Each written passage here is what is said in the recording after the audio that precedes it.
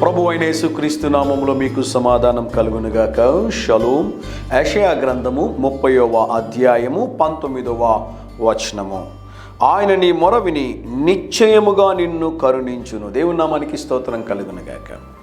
జాగ్రత్తగా గమనించిన ప్రియులరా, యేసు ప్రభువారు ఒకరోజు ఎరికో పట్టణము గుండా వెళుతుండగా పుట్టినది మొదలుకొని గ్రుడ్డివాడైనటువంటి బతిమయి, దావీదు కుమారుడా యేసు నన్ను కరుణించుమని కేకలు వేయడం ప్రారంభించాడు. ఈ వ్యక్తిలో ఉన్నటువంటి ప్రత్యేకత ఏంటో తెలుసా ప్రియులరా?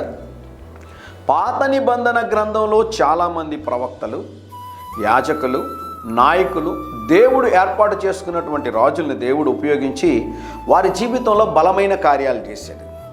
మోషే ప్రార్థించినప్పుడు దేవుడు ఎర్ర సముద్రమును 2 పాయలుగా చేశాడు. యెహోషువ ప్రార్థన చేసినప్పుడు సూర్యచంద్రులను దేవుడు ఆపాడు. ఎలీషా ప్రార్థన చేసినప్పుడు దేవుడు అగ్నిని కురిపించాడు, వర్షాన్ని కురిపించాడు. చాలా అద్భుత కార్యాలు దేవుడు చేశాడు.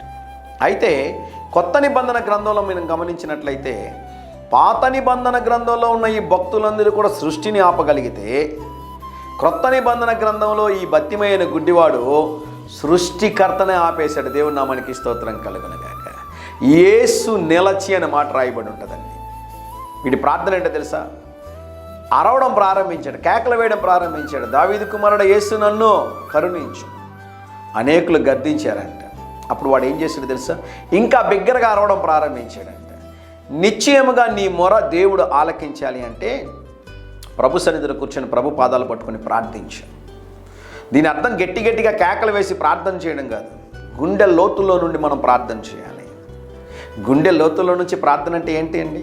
నీ హృదయాన్ని కుమ్మరించడం. హన్న తన హృదయాన్ని దేవుని సన్నిధిలో కుమ్మరించింది. ఈరోజు దేవుని యొక్క కృప, దేవుని యొక్క కనికరము మీకు కావాలి అంటే, మీ మొర దేవుడు ఆలకించాలి అంటే దేవుని సన్నిధిలో మొర పెట్టడం నేర్చుకోండి.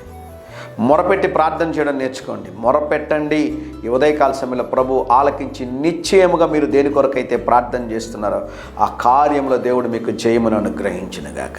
ఒకవేళ మీ బిడ్డల యొక్క మారు మనసు కొరక, వారి యొక్క చదువుల కొరక, ఉద్యోగము కొరక, మీ ఉద్యోగము కొరక, మీ భవిష్యత్తు కొరక, మీరు ఈరోజు ఉదయకాల సమయంలో మీరు దేని కొరకైతే మొర్ర పెట్టుతూ ఉన్నారో ఆ కార్యములో మీకు దేవుడు జయమును అనుగ్రహించునుగాక. ఆమేన్. ధైర్యంగా ఈ దినాన్ని ఎదుర్కోండి. దేవుని సన్నిధి మీకు తోడుగా వచ్చునుగాక. ప్రియ పరలోకపు తండ్రి, ఈ దినం మా ప్రియులు ఎవరైతే ఏ కార్యము కొరకు నీ సన్నిధిలో మొర పెట్టుతున్నారో నిశ్చయముగా వారి మొరను ఆలకించి జయమును అనుగ్రహించమని యేసు నామములో ప్రార్థిస్తున్నాము తండ్రి. Amen, amen.